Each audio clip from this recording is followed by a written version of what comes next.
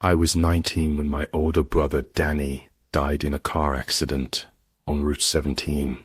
It was rainy that night, and they said he lost control on a bend and hit a tree. He was pronounced dead on the scene, and our parents decided on a closed casket service. The impact had been so bad, they said it was better that way. My uncle owned a funeral home just outside our town in Vermont, so naturally, that's where the body was taken. It was a small, quiet place, with old wooden floors in the kind of silence that made your skin crawl. I offered to help out with the arrangements, mostly because I didn't want to be home. It felt wrong being in our house without him. Uncle Marty kept the embalming room locked after hours, and I didn't question it at the time. He said he'd prepare the body early the next morning. That night, I stayed in one of the side rooms, trying to sleep, but mostly staring at the ceiling. The funeral home creaked in strange places, like it was breathing. Around 2:00 a.m., I must have dozed off, but a soft knock followed by footsteps woke me. Initially I thought it was Uncle Marty, but peering through the door, I saw no lights on. The slow, heavy, almost dragging footsteps moved towards the back hallway. I grabbed my phone, and unsure why, tiptoed towards the sound. Maybe it was sleepwalking curiosity, or maybe I was just too numb to think straight. The hallway light was flickering, the kind that buzzes just before it burns out. As I turned the corner, I saw someone disappear into the embalming room. I froze. Uncle Marty always locked that room. I checked the doorknob, and to my surprise, it was slightly open. The overhead light inside was off, but the corner lamp cast enough of a glow for me to see, and I swear on everything, it was Danny. He was standing with his back to me, shoulders sunken, head tilted just slightly to the side. I whispered his name before I even realized it. My heart pounded in my ears, and I could feel every drop of blood in my body go cold. Then slowly he lifted one hand and pointed at the metal table beside him. There was nothing on the table. No tools, no sheets, nothing. Just the blank stainless surface, reflecting the weak light. I wanted to run, but my legs wouldn't move. Danny, or whatever it was, stood completely still, his finger still raised. Then his body twitched like a puppet with tangled strings. I stumbled back from the door, heart racing, not sure whether to scream or pray. The door creaked shut on its own. As I backed away, like it had never been open, I rushed into the front office, where Uncle Marty kept the security monitors. Most of the feeds were dark, but one screen showed movement in the hallway.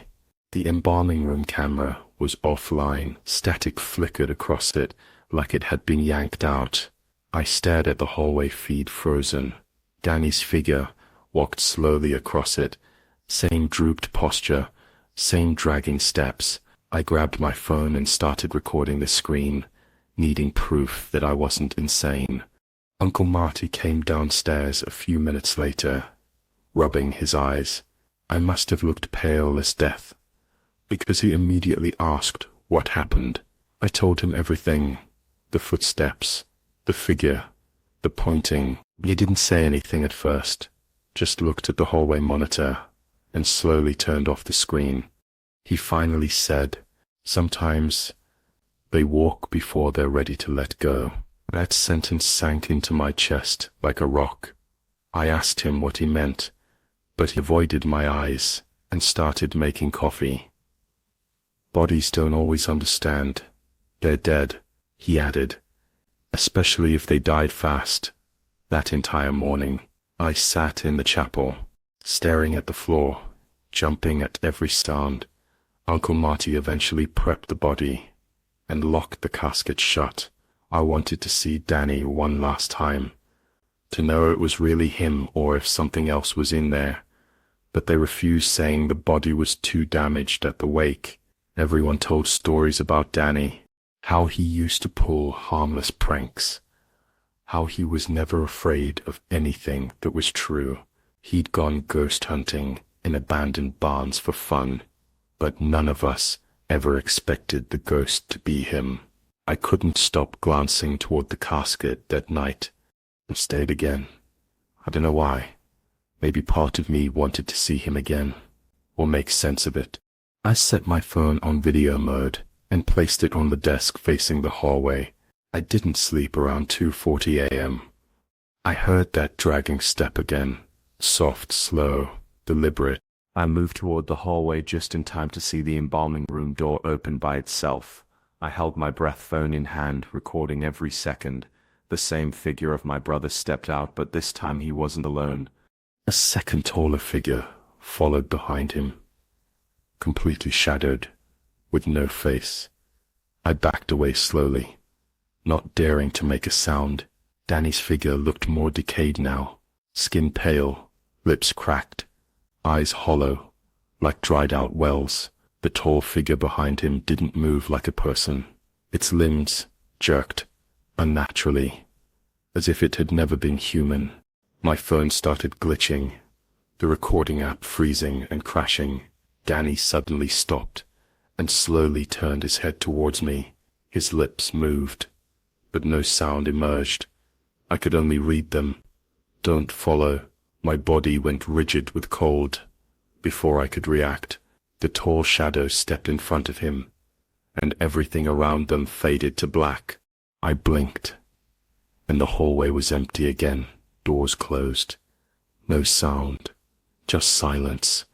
I ran to check the footage, but everything after 2:43 a.m. was static. I replayed it over and over, hoping to catch something. A flicker, a shape, anything. But the video always ended right before they appeared. The funeral was held.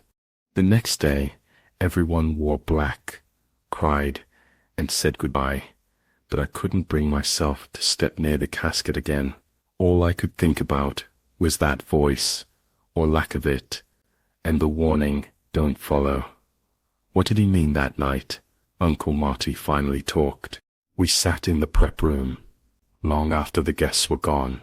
He said there was something wrong with that stretch of Route 17.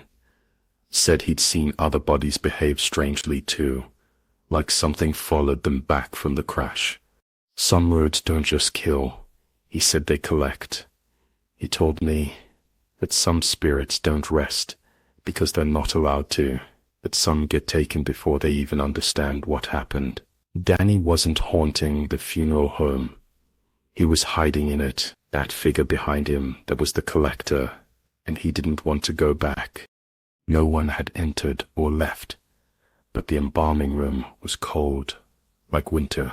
Inside, on the wall, written in fog on the mirror, were the same 2 words, don't follow. I don't go back there anymore. Uncle Marty sold the place and moved down south, but every now and then I get a notification on my phone from that old security app. Motion detected embalming room. I don't open the video anymore. Some things aren't meant to be replayed if you made it this far. Thanks for listening to my story. If this is your first time here, make sure to like, share, and subscribe. I've got plenty more real horror coming your way. And remember, some things you see once and never unsee. Sleep well, if you can. Our family's funeral home stood at the edge of town, wrapped in fog most mornings, like it was hiding. Something built in the 1920s. It creaked with every step and smelled like old roses and bleach. My dad always said it was a place of rest, but I never once felt calm. There, I grew up around caskets in silence that felt too heavy to breathe. By the time I turned 18, I was helping with everything from flower setups to body transportation. Dad was strict about one rule, though I wasn't allowed near the cremation chamber unless he was with me. That part of the job takes time, he'd say, but never explained more. The door to the furnace room had 2 locks and was always shut tight. I asked my older cousin Jeremy once if he knew why it was so off limits. He paused, gave me a strange look, and muttered, "It's not what's in there, it's what's under there." I laughed, thinking it was just another funeral home joke, the kind meant to mess with the new guy, but something in his voice made the hairs on my arms stand up. I didn't push it again until one Friday night, when Dad left early for a Masonic Lodge meeting. I was supposed to finish some minor prep work before locking up, but curiosity dragged me toward the cremation room. The key was still in his drawer, heavy iron, cold to the touch. I hesitated for a long moment, then opened the door. The room smelled like scorched earth and chemical ash.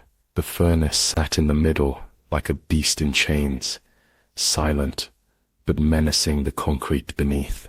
It was stained darker than the rest of the building, and I swear it radiated heat, even though the machine was off.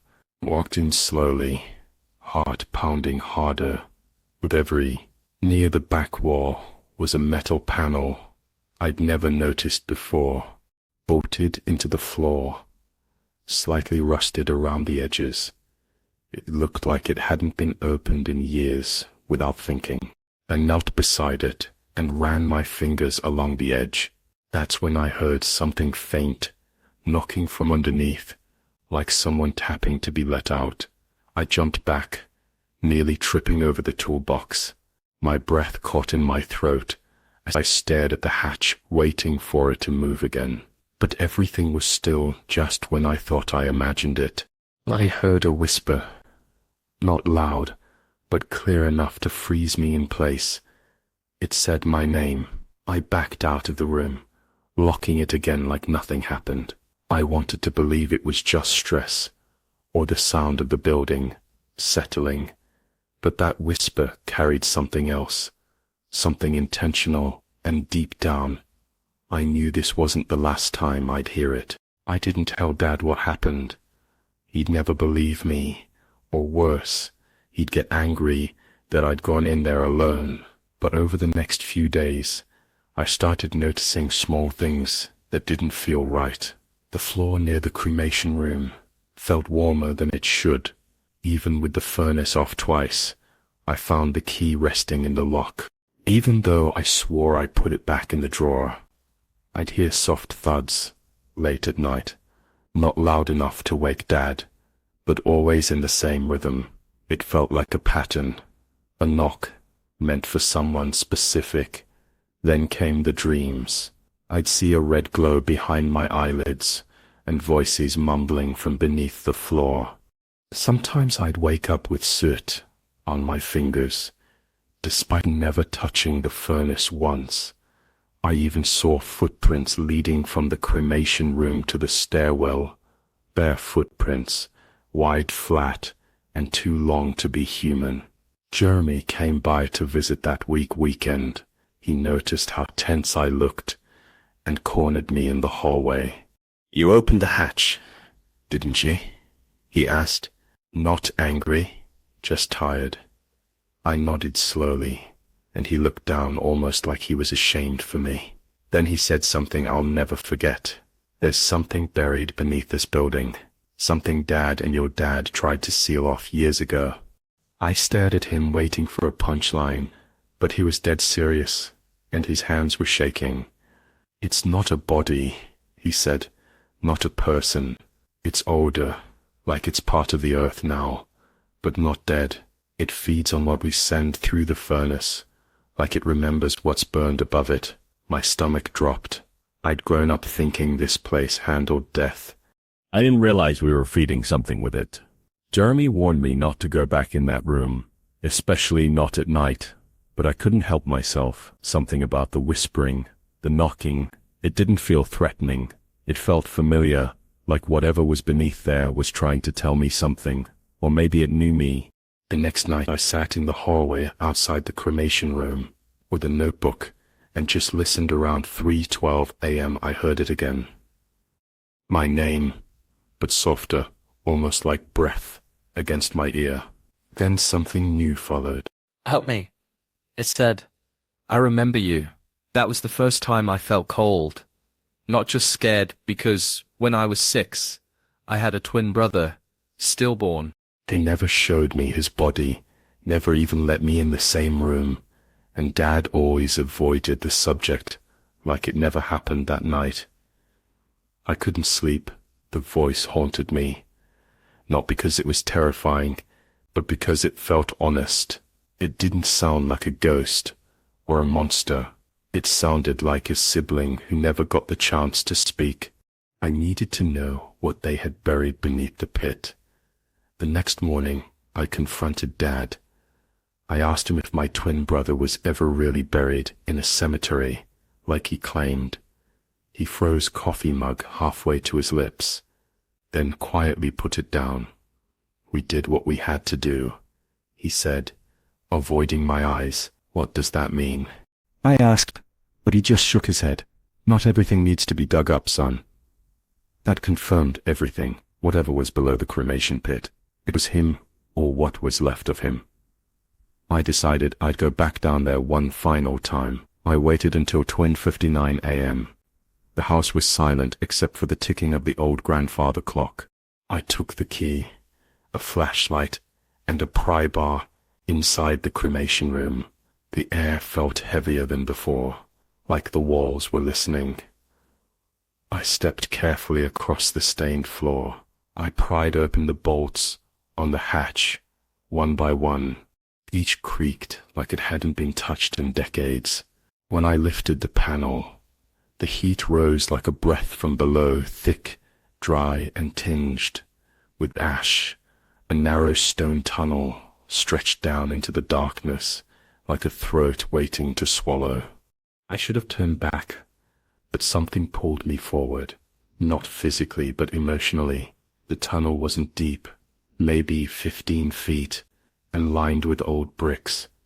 At the bottom was a chamber, no bigger than a closet, and in the center was a small wooden box burnt around the edges, but still intact. I knelt beside the box, hands trembling. The whisper came again, gentle, familiar. Thank you. As I touched the lid, a warm current passed through my fingers, like a final heartbeat. I opened it, and inside was a baby's blanket, scorched but soft, and a small silver bracelet with my family's last name. I didn't cry right away. I just sat there staring at the bracelet, feeling this overwhelming mix of guilt, grief, and peace. Or you whispered, "I'm sorry," though I didn't even know what for. The chamber felt still now, like whatever was beneath had been waiting to be remembered. I sealed the hatch that night and never went back down. The knocking stopped. So did the whispers. Dad never asked, and I never told him. But sometimes I catch him staring at the cremation room door, like he's listening for something that isn't there anymore. I never liked funeral homes. Even as a kid, I thought the air inside them felt different, heavier, like it was pressing down on you. My friend Ryan's uncle owned one, a small, independent place on the edge of town. It had that same old wood smell and yellow lighting that made everything look older than it was. We were all about pranks back then, dumb, harmless stuff. But that night, we took it too far. Ryan got the idea after his uncle mentioned he had an empty casket waiting in the viewing room. "Let's freak out Jared," he said, grinning. Jared was the newest in our group, and definitely the easiest to scare.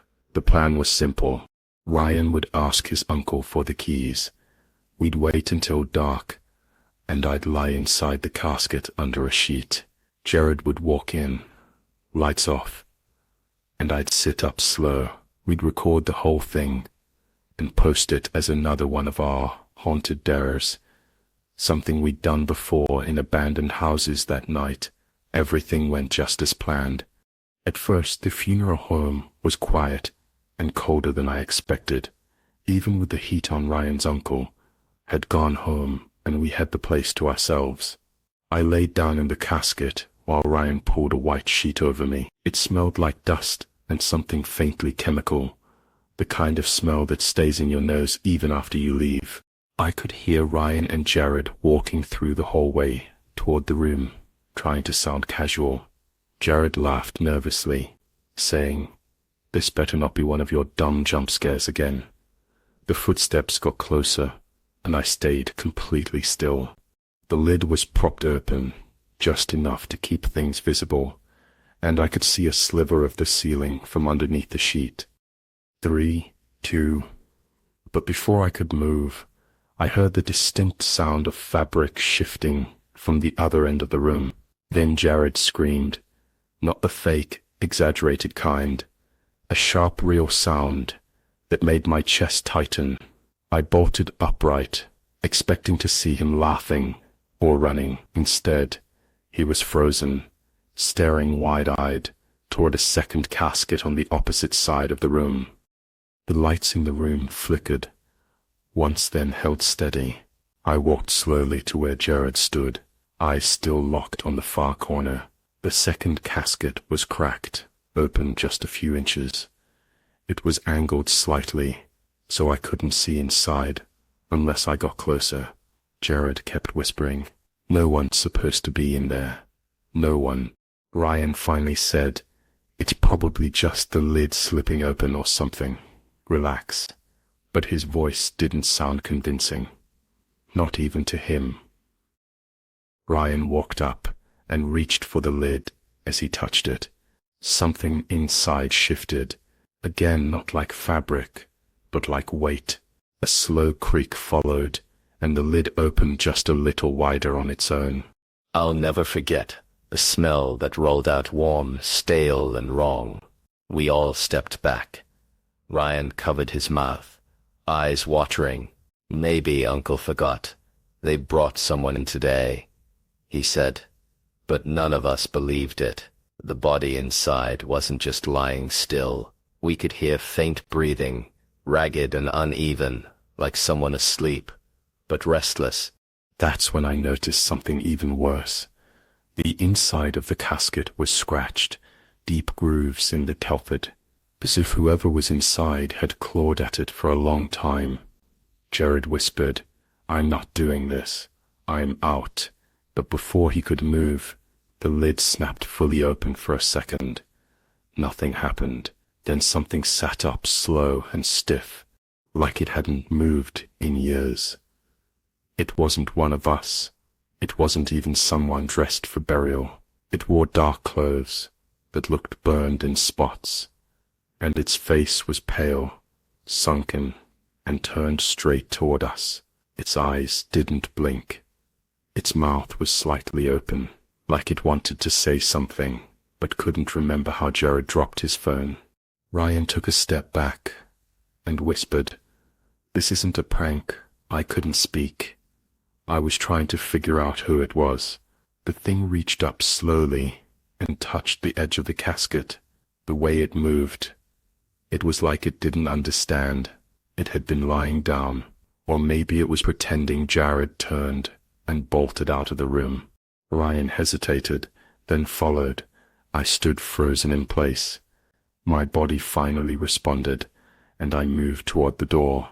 But before I left, I looked back once more.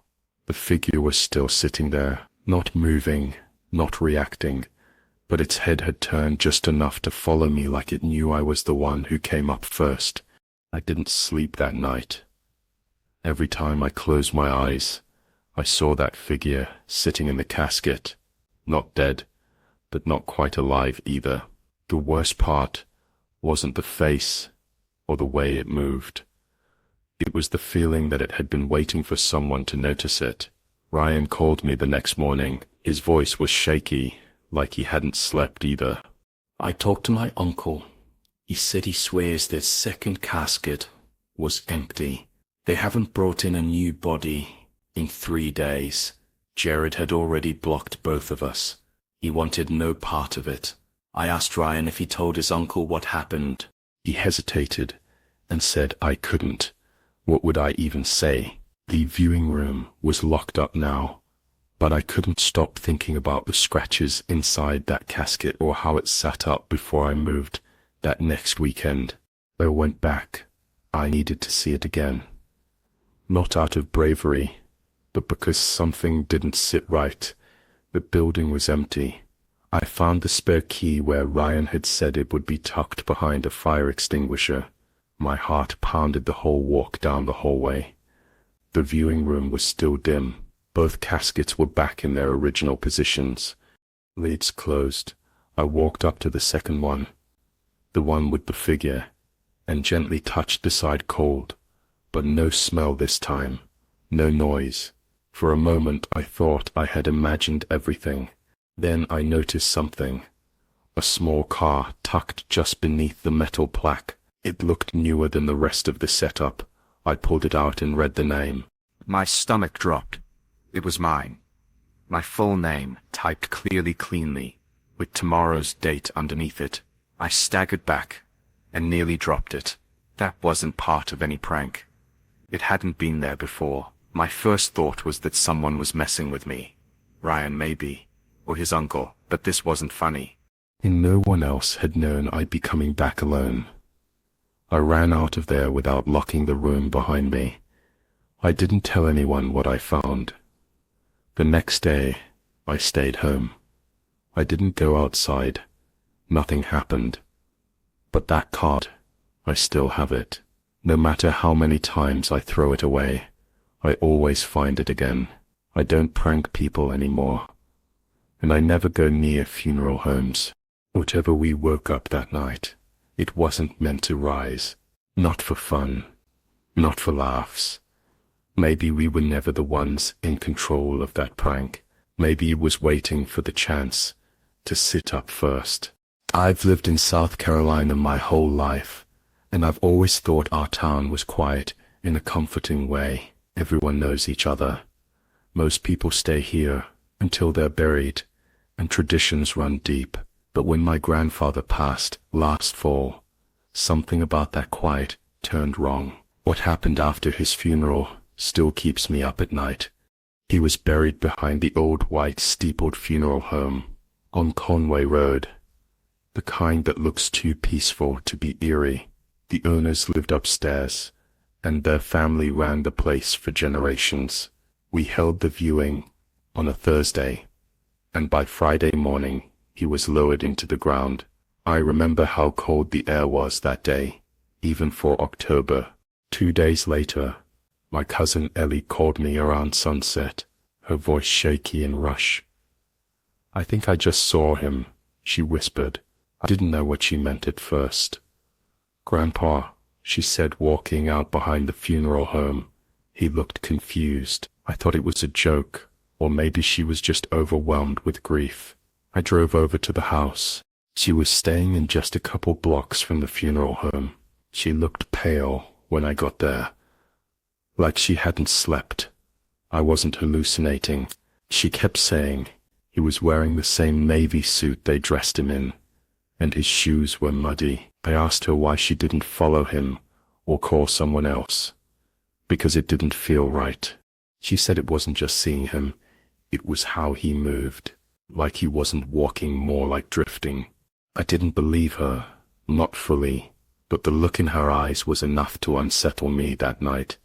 I parked my truck near the edge of the funeral home property, just to make sure she was wrong. It was one of those evenings where the sky turns dark blue, but never fully black. The graveyard behind the building was quiet, the stones nearly swallowed by overgrown grass. Around 7:45, I saw a movement near the tree line. At first I figured it was a dog or someone visiting a grave late, but then I saw the outline tall, slightly hunched, and moving with strange jerky motions. It walked past the last row of tombstones and toward the back door of the funeral home. I stayed completely still. The closer it got, the more I recognized it. The hair, the limp in the right leg, even the tilt of the head when he walked. It looked exactly like Grandpa, only slower, like he was stuck between remembering how to move and not knowing where he was going. I stayed in my truck, trying to convince myself it wasn't real. Maybe I was tired, or maybe grief was playing tricks on me, like it had with Ellie, but the way he moved it was too familiar to ignore. I watched as he paused near the back door, then turned slowly toward the trees again. He didn't look at me, didn't seem aware of anything around him. He just stood there swaying slightly, as if waiting for something. Then, without warning, he turned and walked right through the thick brush at the edge of the property. Not around it, through it like the branches didn't matter. I got out of the truck and approached the graveyard carefully, heart thudding so hard I could feel it in my neck. The cold was sharper now, and the wind had picked up, even though the air was still. I walked past his headstone.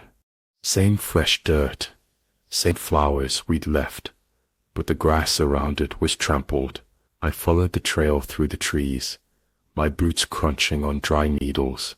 It led to an old maintenance shed near the back fence, a place I hadn't seen in years. Its windows were covered in grime, and the lock on the door hung broken. I pushed it open and stepped inside. The air was thick and dusty, like no one had been inside for ages. Tools hung on rusted nails, and an old metal cot leaned against the far wall. But what stopped me cold was the scent, something earthy, familiar, and wrong, like turned soil mixed with something too. Still on the cot was a set of clothes, neatly folded, a white undershirt, dark slacks, and a navy jacket. The same outfit Grandpa was buried in, but they were dry, pressed, and clean. I stepped back slowly, almost slipping on the concrete floor. My mouth went dry as I realized what this meant. I left without looking back, locked the shed the best I could, and drove straight to Ellie's place. She was in the kitchen holding a mug with both hands, like it was the only thing keeping her steady. "You saw him too, didn't you?" she asked. I just nodded. We didn't talk much that night. There was nothing else to say. Something we buried had gotten back up, and whatever it wasn't acting like it had come back for us. It was moving with a purpose of its own, like it had unfinished business and didn't need witnesses. But still, we were watching, and that might have been a mistake. The next morning, I went back to the shed to see if the clothes were still there. I needed proof. I wasn't losing my mind. But when I opened the door, the cot was empty. Not just the clothes. The entire shed looked like it hadn't been touched in years. Dust coated everything. Again, the air was still and undisturbed. Even the broken lock was now somehow whole, hanging neatly on the latch. I stepped back and scanned the area, but there were no footprints, no broken branches, just quiet woods, and my own uneasy breath. I started thinking, maybe I had imagined it. Maybe grief was playing tricks deeper than I realized. But when I returned to the grave, my heart dropped. His headstone had shifted slightly, just enough to be noticeable, and the dirt around it looked fresh again, like it had been dug up and filled in. Recently, Ellie told me later that day, she saw him again from her bedroom window. Same slow walk, same blank stare. This time, however, he stopped. He was staring motionless at the house. She recounted, without moving. She remained hidden, too terrified to stir, until he departed. When we finally confided in my dad, he, as expected, initially disbelieved us, but upon visiting the grave, even he appeared unsettled. "This isn't right," he murmured. "This ground shouldn't still be shifting." Not after this long. He called the funeral home that evening. Their response was careful, rehearsed. The owner said no one had reported anything unusual, but when Dad pressed him, the man got quiet. "Sometimes grief can do strange things," he said. "People see what they want to see. Best not to dwell on it." His voice didn't sound comforting. It sounded afraid. The following weekend, Ellie moved in with her mom across town. She didn't say goodbye, just left a note saying she couldn't stay near that place anymore. I kept driving past the funeral home for weeks, hoping I wouldn't see anything. But one night I did. He was standing just beyond the fence line between two grave markers, still facing the house. Again, I didn't stop. I didn't slow down. I just kept driving, hands locked on the wheel, heart hammering. So hard, I could hear it over the engine. I haven't seen him since, but I don't go near that road anymore, and I never visit the grave. Some part of me believes we were never supposed to bury him there, that he didn't want to be in that place under that ground. Maybe it was a mistake, or maybe something else was buried first.